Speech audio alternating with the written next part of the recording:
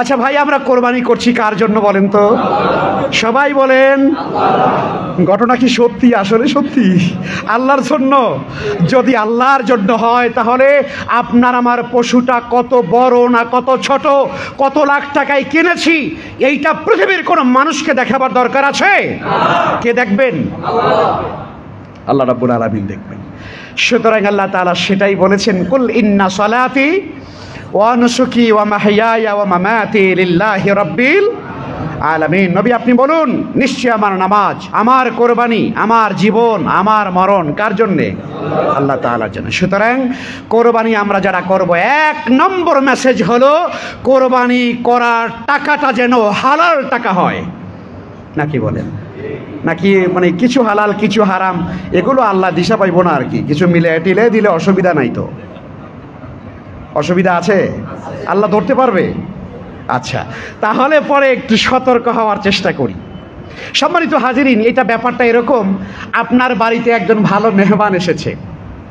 ধরুন আপনার জীবনে সবচাইতে গুরুত্বপূর্ণ একজন মেহমান, আপনি যাকে অনেক রেসপেক্ট করেন, অনেক সম্মান করেন, এমন একজন মানুষ আপনার বাড়িতে মেহমান হিসেবে এসেছে।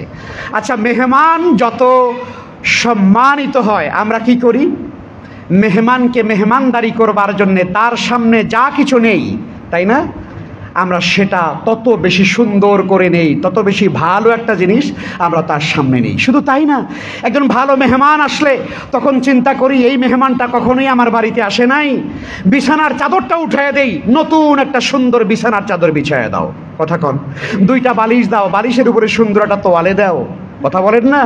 এই যে তাহলে মেহমান যত সুন্দর হয় তার জন্য আপ্যায়নটাও তত সুন্দর হয়। তাহলে আল্লাহ সুবহানাহু ওয়া তাআলা আমাদেরকে বলেছেন যে তোমরা কোরবানি করো আমার জন্যে। কার জন্যে? ফাসল্লি লিরাব্বিকা ওয়ানহার, তোমরা আল্লাহর জন্যে সালাত আদায় করো, আল্লাহর জন্যে কোরবানি করো। তাহলে কোরবানিটা হচ্ছে আল্লাহর জন্য, তাই না? এবারে আসেন, আল্লাহ বলছেন যে আমার জন্য করো, তো আল্লাহর জন্য যখন আমরা করছি, আল্লাহ আমাদের বড় মেহমান, আল্লাহর জন্য আমরা করছি, তাহলে আল্লাহ তাআলার সামনে আমি যে জিনিসটা উপস্থাপন করব সেটা আমার অনেক সুন্দর, অনেক ভালো, অনেক পরিচ্ছন্ন, অনেক পবিত্র হওয়া উচিত কিনা? অবশ্যই উচিত। আমি যদি আল্লাহ আমার মেহমান, আল্লাহর সামনে আমি একটা জিনিস প্রেজেন্ট করছি কিন্তু আমার জিনিসটা অপবিত্র, দুর্গন্ধযুক্ত, আপনি মেহমান ঘরে এসেছে, একটা খাবার দিলেন, কথার কথা, কিন্তু আপনার খাবারটা পচা, গন্ধ কয়, বিছানার চাদর থেকে গন্ধ আসে, মেহমান বেশি সময় বসতে চাইবে না, বলবে না এখানে থাকা যাবে না, তাই না? তাহলে মেহমান যত গুরুত্বপূর্ণ তার সামনে আমরা উপস্থাপন করি তত সুন্দর করে।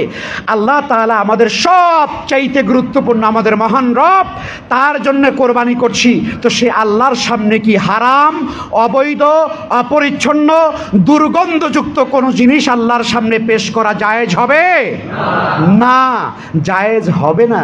এই জন্য রাসূলুল্লাহ সাল্লাল্লাহু আলাইহি ওয়াসাল্লাম পরিষ্কার করে দিয়েছেন, ইন্নাল্লাহা তাইয়্যিবুন লা ইয়াকবালু ইল্লা তাইয়্যিবা, আল্লাহ তাআলা পবিত্র, আর আল্লাহ তাআলা পবিত্র ছাড়া কোনো অপবিত্র জিনিস আল্লাহ গ্রহণ করেন না। সুবহানাল্লাহ বিহামদি।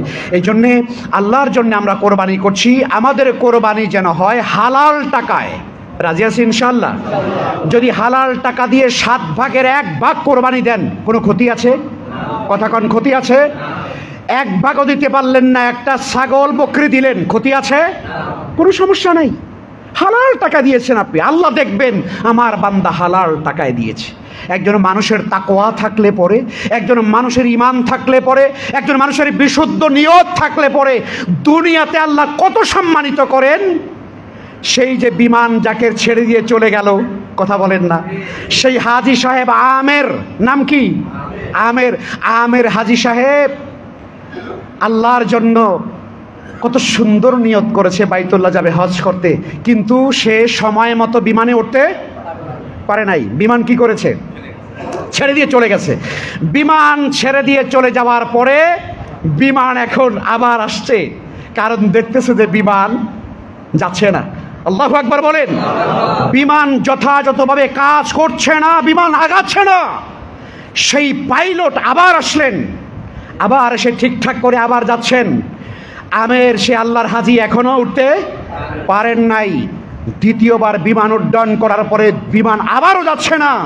তখন ওই পাইলটের মনের ভিতরে আল্লাহ তাআলা এই এলেম তার ভিতরে এলকা করে দিয়েছেন যে আমের হাজী সাহেবকে রেখে তুমি যাচ্ছ, ওই আল্লাহর বান্দাকে না নেওয়া পর্যন্ত তোমার বিমান আল্লাহর ঘরে যাবে না। জোরে করে আল্লাহু আকবার। এটা তো 1400 বছর আগের কোনো ঘটনা নয়, গত 2 দিন আগের ঘটনা।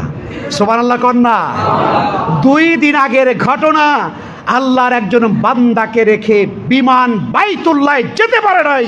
আমার আল্লাহ প্রমাণ করে দিয়েছেন, আমার বান্দা নিয়ত করেছে আমার জায়গায় আসবে, আমার ঘরে হজ করবে, তোমরা আমার বান্দাকে রেখে কেমন করে আসো? বিমান আপনার পাইলট সে যেতে পারে না আমেরকে ছাড়া। দুইবার তার জন্য ল্যান্ড করে তারপরে তাকে নেওয়ার পরে অটোমেটিক বিমান উঠছে। আল্লাহু আকবার বলেন না। এখন আর বিমানে কোনো সমস্যা নাই। সুবহানাল্লাহি বিহামদিহি সুবহানাল্লাহিল আযীম। চিন্তা করুন, চিন্তা করে দেখুন তাহলে তাকওয়া নিয়ে যদি ইবাদত করা যায়, সেটি যদি একটা ছোট্ট ক্ষীণকায় ছাগল দিয়ে কোরবানি করেন, আল্লাহর কাছে আপনার অনেক বড় রিওয়ার্ডস আছে, আল্লাহর কাছে অনেক বড় সম্মান এবং মর্যাদা দুনিয়া এবং আখিরাতে আছে। কিন্তু তাকওয়া নেই, আপনি 5 লাখ টাকা দিয়ে একেবারে সেই কি গরু, মোহাম্মদপুরে কি গরু বেচা হইতো যেন আগে, কোন জায়গার কোন ফার্মের গরু দেখতাম আমরা ফেসবুকে। হ্যাঁ, তো সেই ফার্ম থেকে, এরকম ফার্ম থেকে যদি কেউ আপনার টাকা দিয়ে, অবৈধ টাকা দিয়ে যদি কেউ ছাগল গরু কিনে, গতবার আমরা দেখেছি একটা ছাগলের দাম যেন কত টাকা গেছে, হ্যাঁ 15 লাখ। 15 লাখ টাকা দিয়ে মাশাআল্লাহ একটা ছাগল কেনা হয়েছে কোরবানির জন্য। সেটাও আমরা দেখেছি এই বাংলাদেশে। ঘটনা আছে না নাই? এই ঘটনাও তো বাংলাদেশে আছে। তো আল্লাহ তাআলার কাছে যদি কেউ 15 লাখ টাকা দিয়েও ছাগল কোরবানি করে, আল্লাহ তাআলা দাম দেখেই তো কোরবানি কবুল করে ফেলবেন।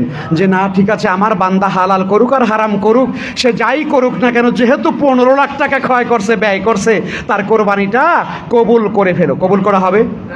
পরিষ্কার করে বলুন, কবুল করা হবে? 15 লাখ টাকা না, 15 কোটি টাকা খরচ করে আপনি কোরবানি করেন, আল্লাহর কাছে এক পশম পরিমাণ দাম নাই, একটা পশমের দাম আল্লাহর কাছে নাই। আল্লাহ তাআলা এগুলো নেন না। আল্লাহ পরিষ্কার করে দিয়েছেন সূরা হাজের ভিতরে। আল্লাহ বলছেন লা ইয়ানালাল্লাহা লুহুমুহা ওয়ালা দিমাউহা ওয়ালাকি ইয়ানালুহু তাকওয়া মিনকুম।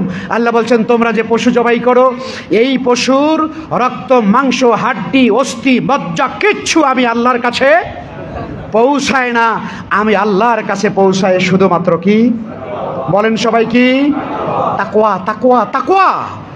আল্লাহর ভয়, আল্লাহর ভালোবাসা, আল্লাহর মহাব্বত হৃদয়ের ভেতরে পুঞ্জীভূত, আল্লাহর জন্য ভালোবাসা যা জমা করে রাখি আমরা, এই তাকওয়াটাই কেবল আল্লাহর কাছে পৌঁছায়। আল্লাহ বলেন তোমাদের রক্ত, মাংস, গোশত আমি আল্লাহর কাছে পৌঁছায় না। সম্মানিত হাজিরিন, মুআজ্জাজ মুসল্লিয়ানে কেরাম, আমি সবার কাছে বিনয়ের সঙ্গে অনুরোধ করব, হৃদয়ের সবটুকুন ভালোবাসা, শ্রদ্ধা নিবেদন করে আপনাদের কাছে আমি আবেদন রাখতে চাই, আমরা যারা কোরবানি করার নিয়ত করেছি, আমরা হালাল টাকা দিয়ে কোরবানি করব, আল্লাহর সন্তুষ্টির জন্য কোরবানি করব। রাজি আছেন ইনশাআল্লাহ? রাজি আছেন ইনশাআল্লাহ? কয়টা কথা বলেছি? 2টা। হালাল টাকা দিয়ে করব, আর কার জন্য করব? আল্লাহর জন্য করব।